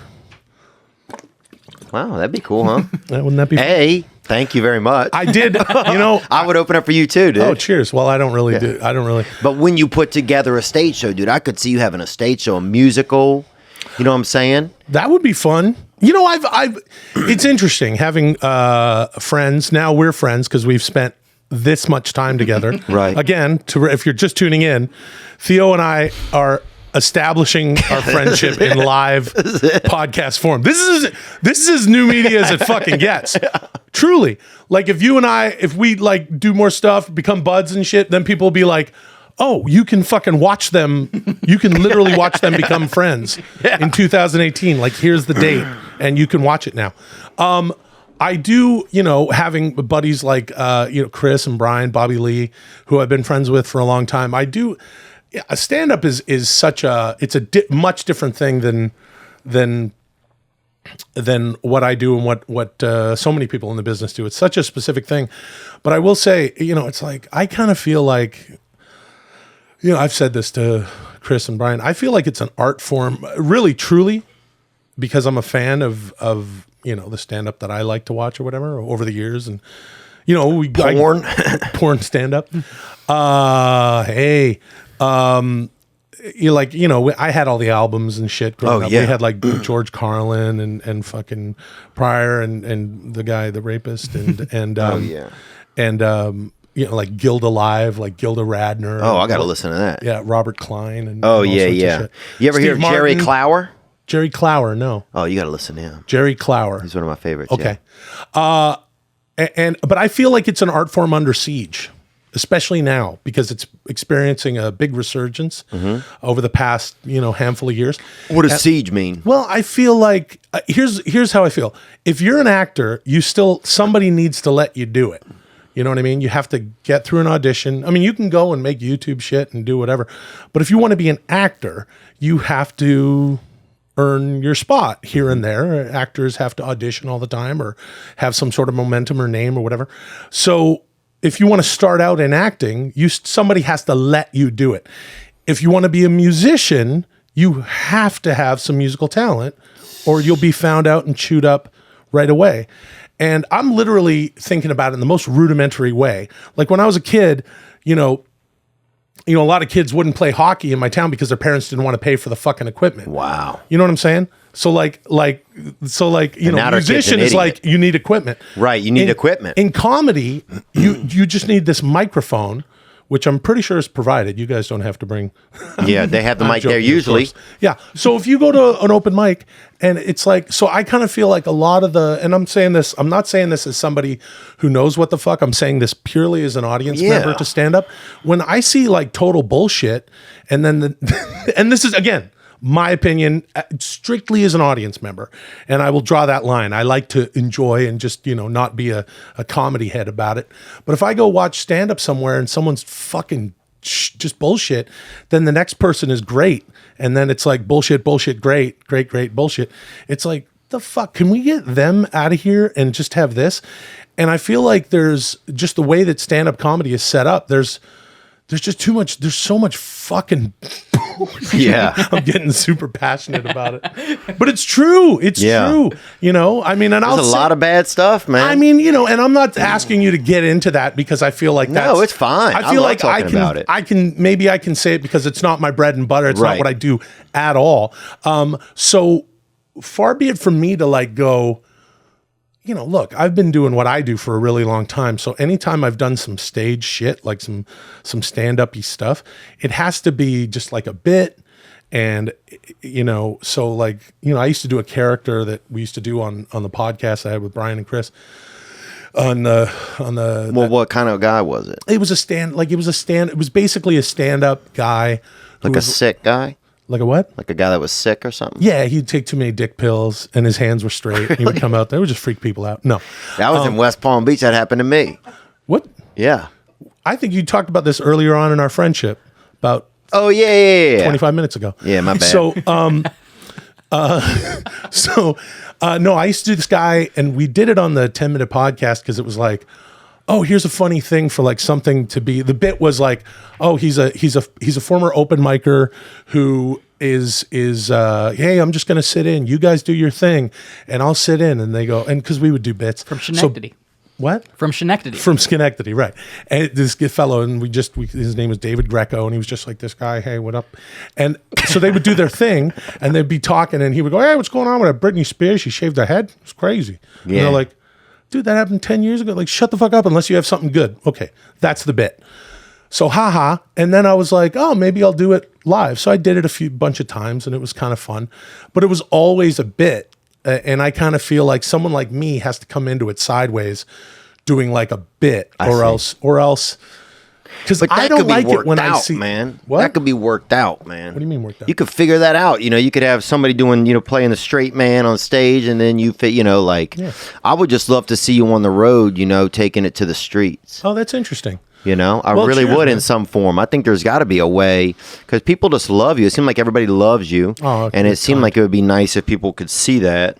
Well, that's cool. That's interesting to hear you say that because I the times that I've performed live have been, they're not stand-up-y things, but I've done a lot of like Mad TV, live audience sitcoms that I've done and shit, and this and that. You end up doing stuff that is essentially being in front of a crowd going, hey, me, and it's like, well, I gotta read everybody and do this, and it's essentially doing stand up with a net kind of thing. I've been involved in that sort of shit, and then I've had friends that are like, weirdos in comedy that do some weird stuff who come from more sketch and scripted, but also before that came from a stage, came from improv, came from putting together a sketch troupe, come from writing.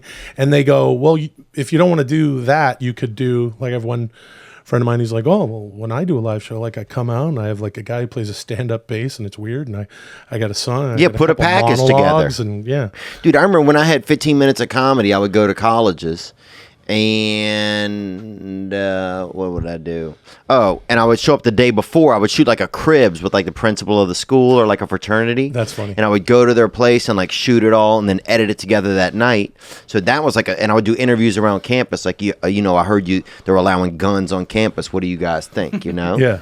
And one kid ran off when I asked him it. Like, fuck him, bro. That's funny. So you keep running, bro. Somebody's gonna gun you down. but I would ask him all kinds of stuff, funny stuff, and then I'd make a 30-minute video. Then I would do the video and then come out and do whatever little comedy I had, and that was the show. I mean, I think just these days there's so much you can mix up. I just think that people would love to see you out there. Oh, cheers. You got to get out and about. Well, let me ask you this: Why do you need to be out and about? Because. You get a natural talent. No, I'm curious. Yeah, get out there. People will tell you if people are listening, they'll even tell you to get out there, man. I think you look like Gerard Butler a little bit. People tell you that? That I look like Gerard Butler? Yeah. People do tell me that several times a day. Do they really or not? Yeah, that's weird. And he's always in the top 100 of the Man on Mad Magazine. So it looks like you have another tier to aim for. I do need to aim for another tier. You're not wrong. I shouldn't even be saying this on wax, as they say. But yeah, I was thinking about doing not the old stand-up character that I was doing, but I've been thinking about doing a new stand-up character. Yeah, like what? Let me see what it's like. Well, I'll try it too. Okay, I'll pitch it because you know why. Pitch it at me. You know why I'm going to pitch it? Why? Because A, I'll probably never do it, and B, because I feel like it's not a bad thing now to pull the curtain back a little bit because we're in the internet age. Pull that bitch back, dude. Nothing is special. The whole family's in the bathtub. When you pull that curtain back, you see the whole family's in the bathtub. Yeah, that's that's what you hope for. Yeah. When you pull that curtain back, you hope to see all of them in a line, just like the stickers on the back of a minivan, just all lined up, and a dog and a cat. Doing coke too, a lot of them. Just doing coke, just a family doing coke behind that bathroom curtain. Yeah, I know, dude. That's what comedy is, really. Dude, if you think about it. Order me a bag of yams, brother. Dude, in a slingshot. Get me some sweet potatoes and a fucking slingshot. It's Christmas. Some kind of fucking self-made. Well, we got to talk about Christmas too. So do the character, Will. Okay, so Jesus Christ, dude. All right. I feel like we invited you here to do characters. You've just been talking about all kinds of shit for like an hour. Talking about all sorts of nothing. Yeah, dude. I haven't gotten to do the fucking character, man. Juggle or something, or I'm calling the cops. Jesus Christ. My forearms are sweating. Jesus Christ. Look at this, dude. Somebody's going to bake you over the holidays. You got to tighten This is up. wet. Yeah, your fucking arms are wet. Dude. My arms are wet. Are you having a stroke? I don't know. I fucking took some dick pills at the AM PM. Oh, dude. I figured I was going to get in here. Might as well get some uppers in me. I slept here last night. I was in the fucking aisle. I had some nigiri, and then this morning I had a fucking turkey sandwich. Bro, I cleaned myself up. Took a couple of fucking rhinos. Yeah. You're ready for the outback. Anyway, here's my character. Okay. Fuck me. Anyway, this is literally what I was thinking. Yeah, what if I did stand up? Uh-huh. See, this is going to be the dumbest fucking thing ever. Well, but still, just get it out. I fucking pitched this to a couple of buddies of mine the other night. I was like, hey, man, you know what might be funny? Because they know, like, the old stand-up character. Tell us. No, I got to drum roll it so it doesn't work. I got to make sure it doesn't work. Okay. I got to fucking stomp it into the ground first. And I pitched it to them, and they went, I don't know. So that's why I just wanted to preface it by saying other people who I respect in comedy. One's a writer, one's a director, not stand-up. Never heard of them. Do it, dude. And they went, okay. I don't know. So here's the fucking character. Here's the character. Ready? What is it, dude? A chatty bad Santa? Do the damn character. With sweaty arms? Bro, what if you never do the character and it just keeps being this? What if I just go on stage and pitch a character and never do it? Yeah. This fucking podcast just goes in perpetuity through. So, dude, a character, dude. Well, there's I'll really do it for you. There's really, hey guys, I'm going to be in Milwaukee. Yeah, yeah, that's my. Should he fight that guy? Yeah. Hey, BDE. hey, here's my BDE. Here's my Brendan Schaub impersonation. Ready? It's just a couple words. Okay. Hey, Dana White. That's it. It's a 3-word impersonation. I don't know, Hey. B. I don't know. B, listen, Dana White. That's it. That's my home. I've never done that for him. Yeah. How many countries are there? Look it up, Chin. How many countries are there? Hey, Chin, how do I spell my name? Look it up if you don't mind. BDE. Holy Black Rifle Coffee. We'll see you in Toledo. So here's my character. Santa Ana gonna release some special tickets. Where are you gonna be at, Bri? Yeah. Or how about instead of hey Dana White, this is my new. Okay. Listen, Dana White. Yeah, that's pretty good. That's a good one. So that's my Brian.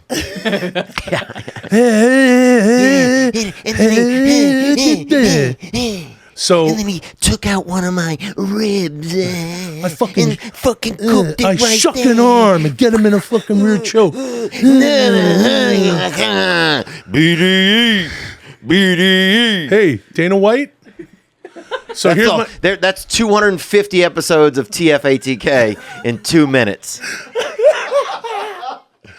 You want to see that? There you go. Let's do it. 200. Let's do 200. All 252 episodes of TFATK in 2 minutes. We just did it. That's okay, pretty that's good. true. Just edit that up then. We'll package that up.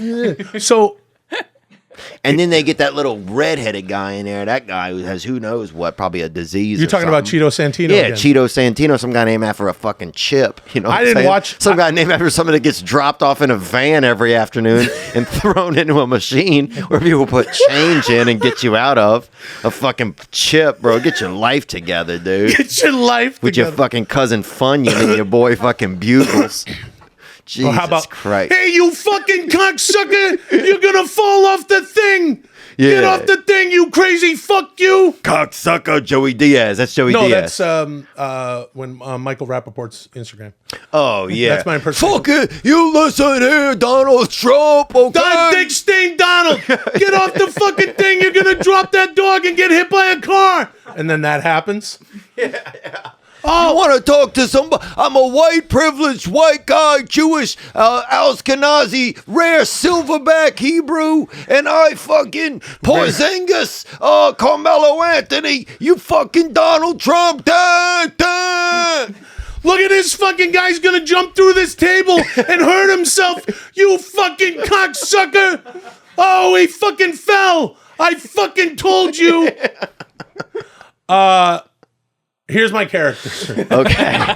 No, I don't want the character. Do another one and I'll guess who it is, dude. I'll do one and you guess who it is, all right? Let's do that instead. I'll do this one. Let me think of one.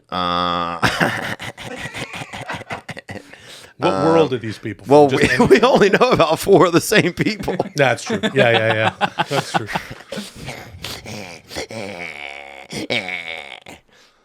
I'm just practicing that. Oh, okay. Okay, hold on. I You do one because I don't have guessed any. that was I don't know any. Okay. I mean, I'm quite happy to go, you fucking cocksucker, get out of the street. Now you're going to get splashed with water when the fucking bus drives by. You dumb fuck, you got splashed with water, you cocksucker. Dick Stain Donald. Listen. Yeah, listen. Come You watch dropped my- out of the fucking Paris Climate Accord. You fucking idiot, you. Listen to Guy Macron. You fucking dick skin piece of shit.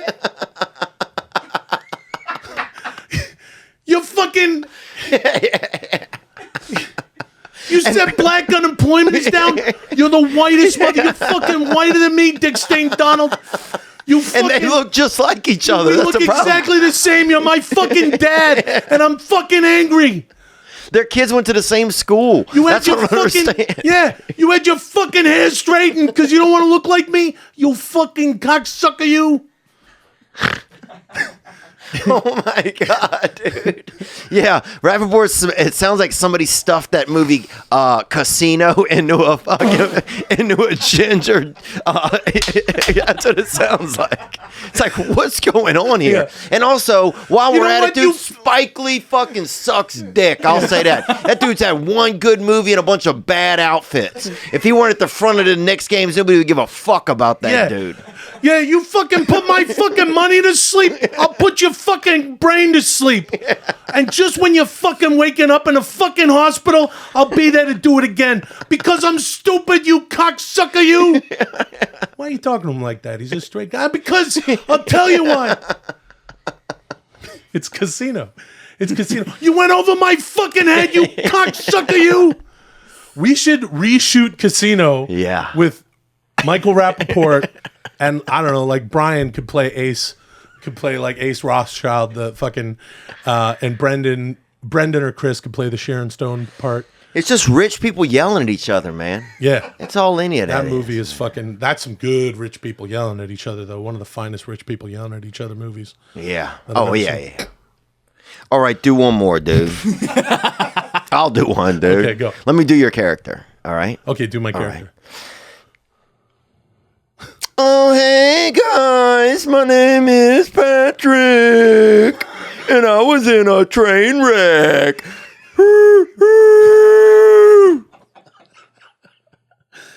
Oh, hey, guys. Snack car coming through. Oh, fuck. I'm trying not to laugh because it's so hot in here. Is that one? That's a pretty good one. That's Patrick. I'm going to pitch this to you because I want to know your My opinion. fucking God, dude. I want to go home, pitch this fucking thing, I'm guys. actually gonna We're do supposed to do Christmas shit, man. This whole thing's This supposed to be about fucking Christmas. thing was Christmassy. You got that on. I got a fucking hat that's raising my temperature, but I'm sticking with it.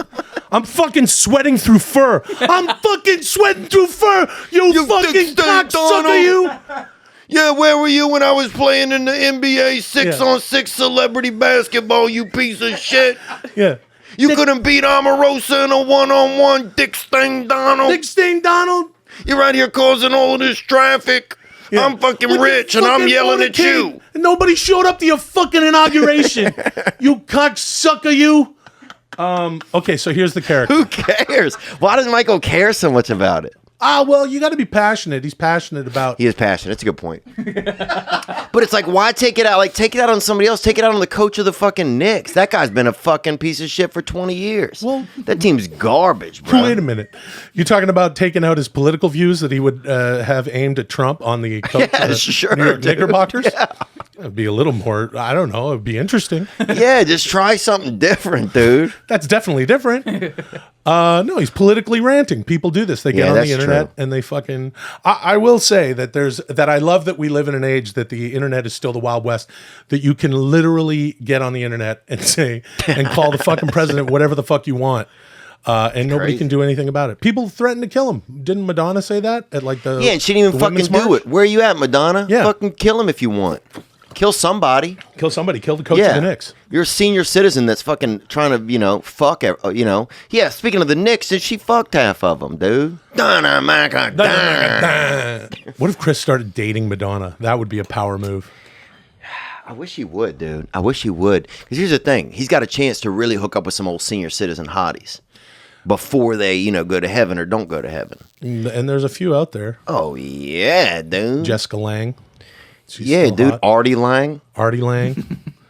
That's it, I think. Let's see the character. Okay, so here's the character. Okay. It's essentially, it's me doing stand-up. Okay.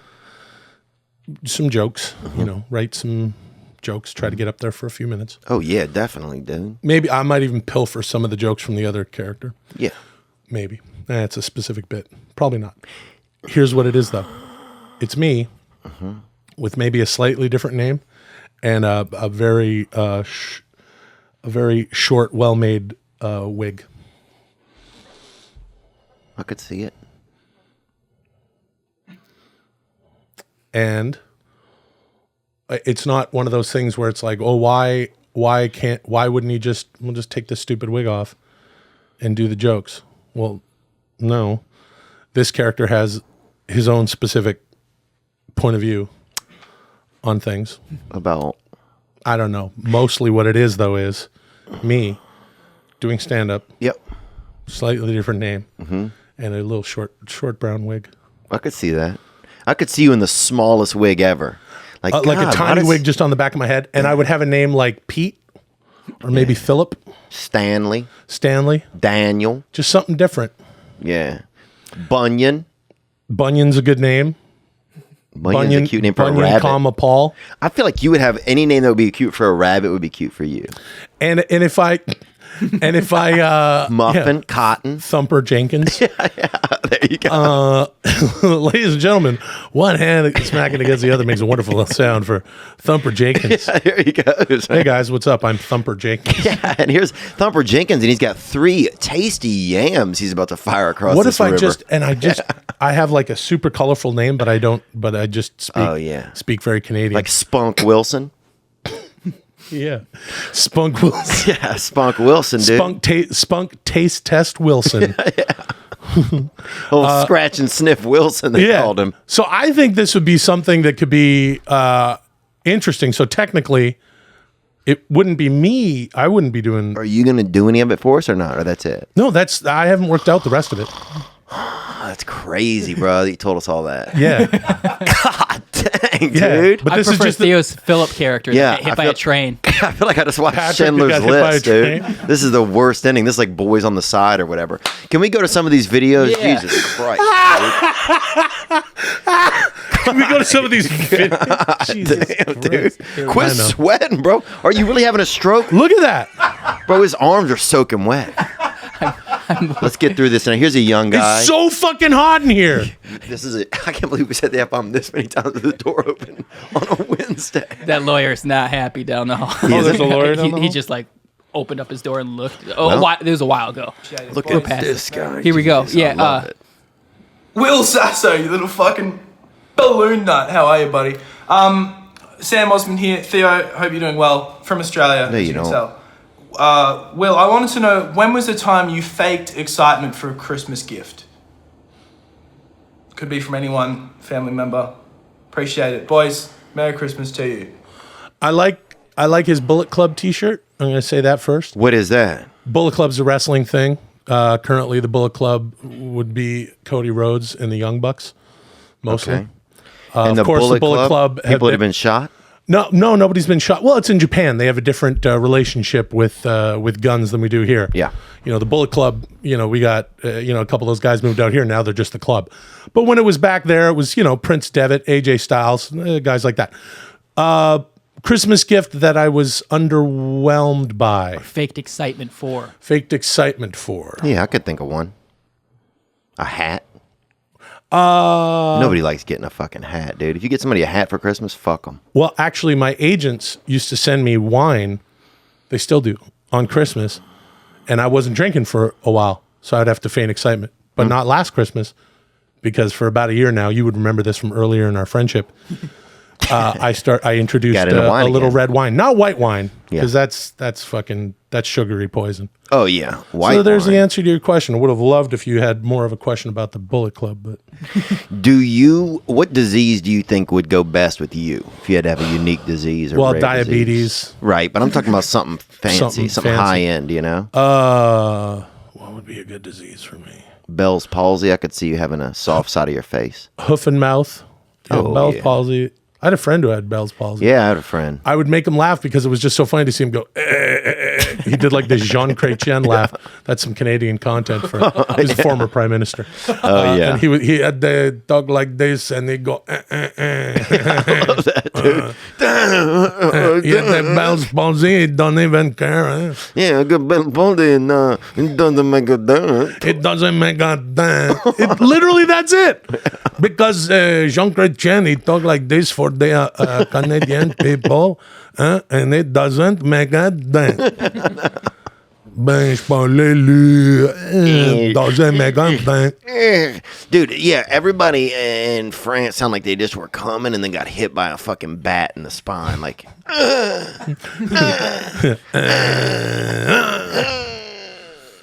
What are these videos? next video, what we got? This one's audio. Hey, this question is for Will Sasso. My name's Matthew from Canada, and I want to know, do you know what your favorite urban comedian Shauna will be doing for Christmas? So she's going to be spending with you, handing out some HJs, behind the comedy store, with her eggnog.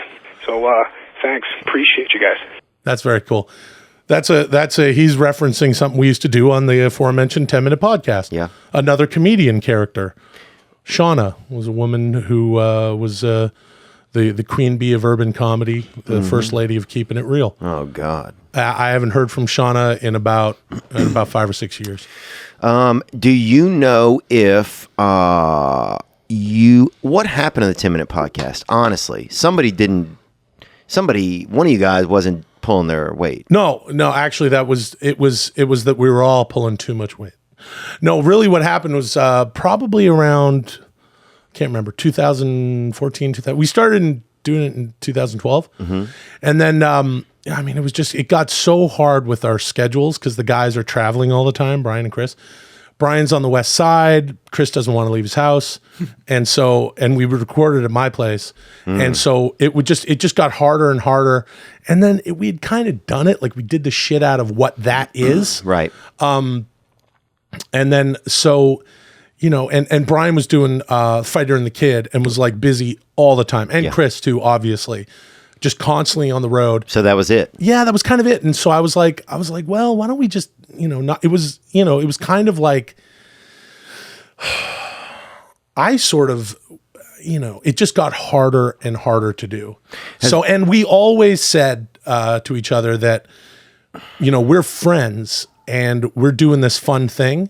And as soon as if it's not working, it doesn't matter. Like we're buddies. Right. And so the fucking podcast, with all due respect to the listeners whom I love, we couldn't do it. So then I was doing it by myself for a while. And then 2 other buddies of mine joined in and it became a very different thing. Yeah. With my good pals, Tommy and Chad, Tommy Blotcha and Chad Kulchin, who are both very funny writer producers. Doesn't sound as good though. Do you think? Very different. Yeah. And then we tried to diamond the audience down and make the jokes all reference themselves and kill our audience. We lost thousands of listeners, of course, because Brian and Chris left. And then we tried to weed it down to where if you weren't listening to all the episodes, you'd be completely lost. And then recently we gave it to a listener. The podcast? Yeah. Oh, wow, that's pretty cool. That's quite a giveaway. iTunes channel, all the social media. Wow, that's pretty cool. Gave it away. And then he had to stop doing it because he's a very busy man. That's pretty cool, man. And is there any chance, who was that? And where's that now? The feed? Who's got control of it? Nobody. Mark Evans was a guy. He's an editor out of it, like a news editor, a real dude, and does all sorts of shit. Works at NBC. Couldn't do it anymore. Very busy. And do you? Is there any chance of 10-minute podcast coming back? No, I don't think so. I mean, no. Has there been any talk of it?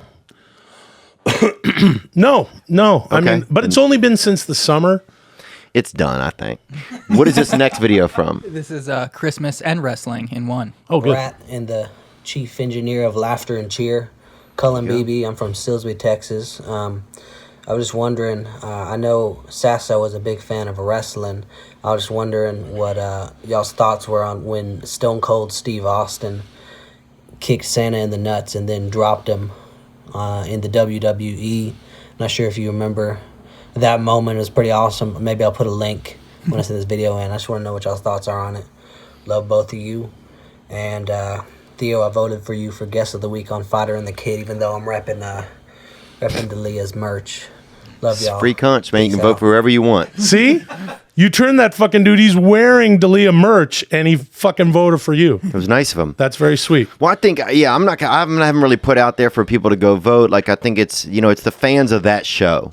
So I'm not publicizing, like, I'm not telling, like, people go vote. It's the listeners. It's their thing, it's their thing. It's been an honor to have the strap for a year. It's a sweet strap, and it's a cool thing for, you're right, their show, and it's a wonderful thing to get their listeners involved. And anytime I get to do the show, I enjoy their listenership. It's a good group of people, and they're very engaged.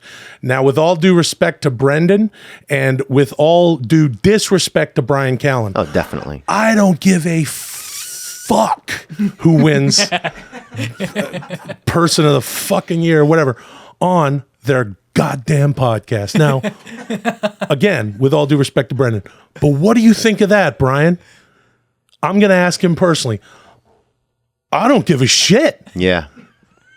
Well, if you don't, I don't give a fuck. well, dude, if you don't have a chance to win, you usually don't care. That's what I've noticed. Hey, wait a minute. But I'm just saying that's. Wait, now hold on a second.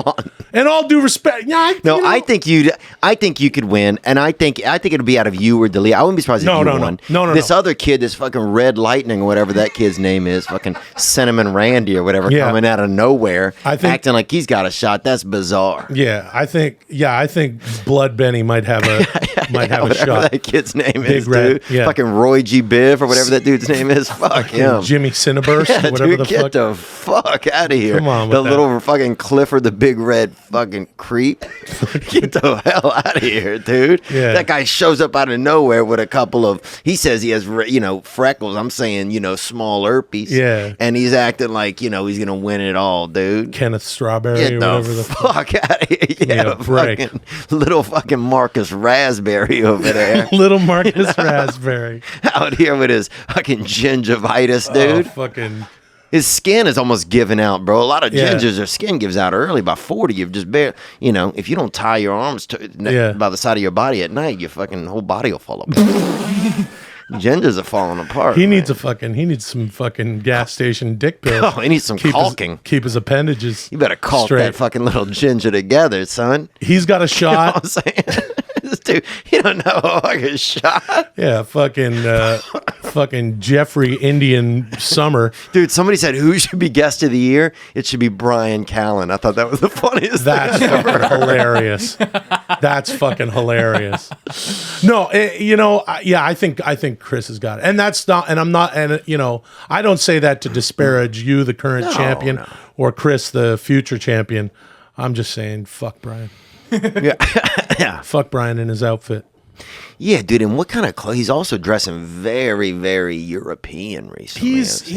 He always wears tight sweaters and shoes that you don't recognize. Yeah, and fucking, what is that? Somebody make those? Whatever. The I mean, shoes look look, like you got them at IKEA. It's always when like he's I'm- making them somewhere. When I'm 51, I'm gonna look like a fucking homeless alcoholic, just based on what I wear now. So I better step my fashion up, because a sweaty arm fucking hoodie sweatshirt is not doing it at 51. No, and the cold sweat too, very Yeah. alarming. You got to live in a castle too. At your size, if you're not living in a castle, you look like a fucking weirdo. Yeah, you look like a fucking weirdo walking out of an apartment. Dude, I can't walk into a 2 or 3 bedroom apartment and you're living in there, dude. You better have a moat around you or it's a wrap. Yeah, I got some. I got a drawbridge, but no. Yeah, you better tighten up and get a big, stick or something, or a hatchet or something. A scepter dude. or some shit. I'd rather be outdoors than it's either castle or outdoors at your size. You can't be running around in a fucking, I got a wood off of Barrington. I got a wood crown carved from one stump. Oh, definitely. It's heavy as shit. Yeah. But I live outdoors. And you need to get a bird or something, or a strong animal that can A also hawk. spend time around you. Yes. Yeah, that you can send to fucking take out wolves and shit like the Mongolians do. Or to pick up a little bit of pokey across the street. You know what I'm saying? Yeah. That'd be great. That would be good to get a golden eagle that can get some pokey from me Glendale pokey, or I don't live in Glendale. Why hasn't Bobby Lee wanna send changed him in far. 20 years? Oh yeah, he looks exactly the same. Yeah. He pretty much does look does. exactly the same. Well, I think we can, Cool Will down. Were these Santa glasses? Yeah. Yeah. Maybe this would work for my stand-up character. Oh, wow. I like this.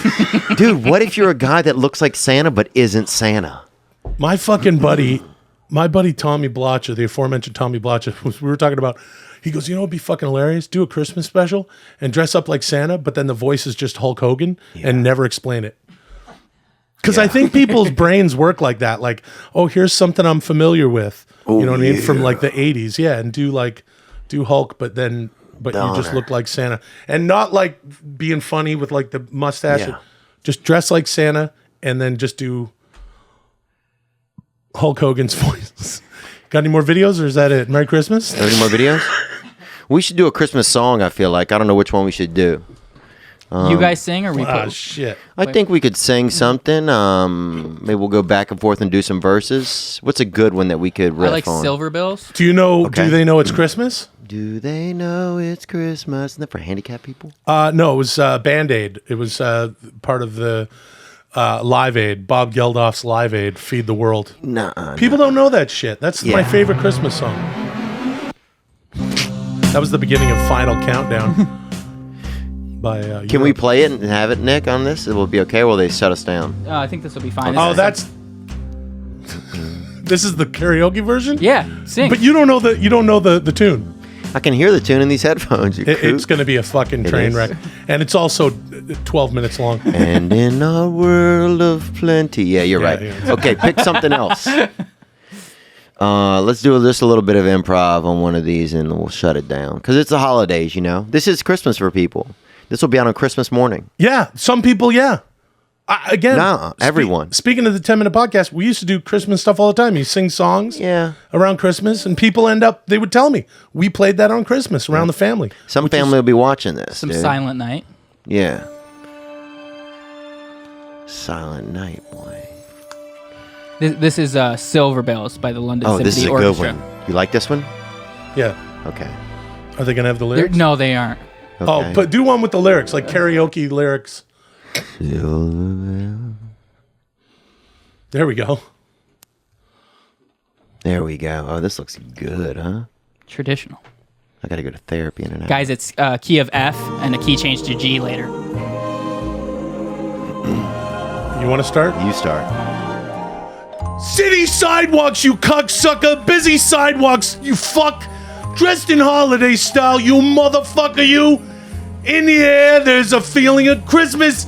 Dick Stain Donald, you fuck you.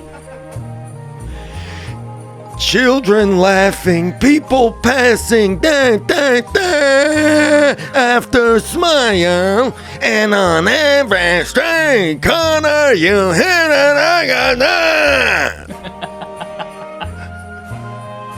Silver bells, you cocksucker. BDE. Silver bells, you fuck you, Dick Stain. I got scoliosis. In the city, look out for the fucking taxi cab. It's right in front of you. You stupid cocksucker, you. Oh, I'm a ginger. I don't even know anything. You ding-a-ling, Dick Stain Donald. You didn't go to the fucking Paris Accord or the fucking climate change accord. You fucking pulled out of that and you tell the fucking UN where to stick it. You Dick Stain Donald, you. Tell him where you're gonna be at, Bri. Well, I'll be in Appleton, Wisconsin at the Almost sold out. I'm gonna release some of my special tickets. Black Rifle Coffee, BDE. Look at my shoes. I'm fucking crazy. Drip, drip, drip, drip, drip. Hear the snow crunch. See the kids bunch. This is Santa's big scene, you cocksucker, you.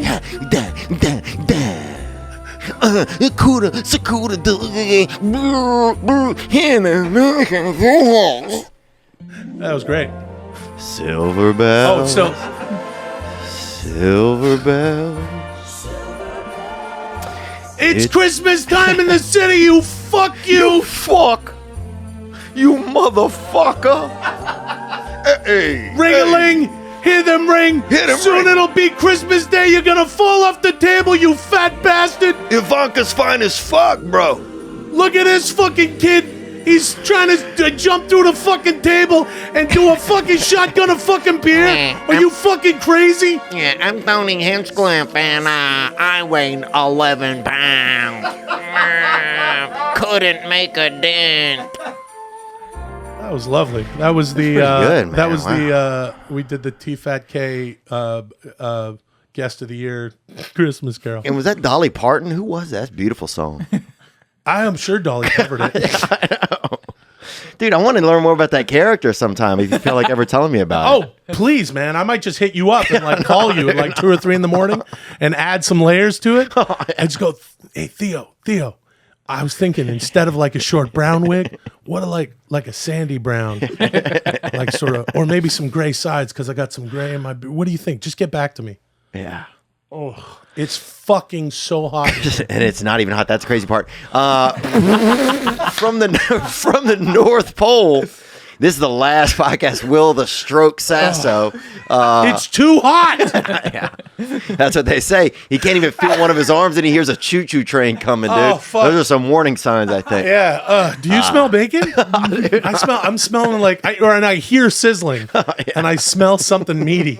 Is that a bad sign? Oh, yeah.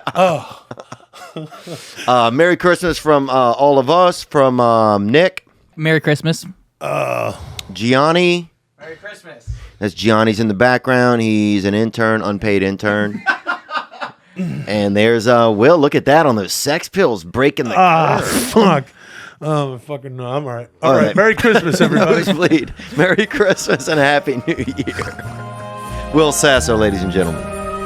Silver bells, silver bells.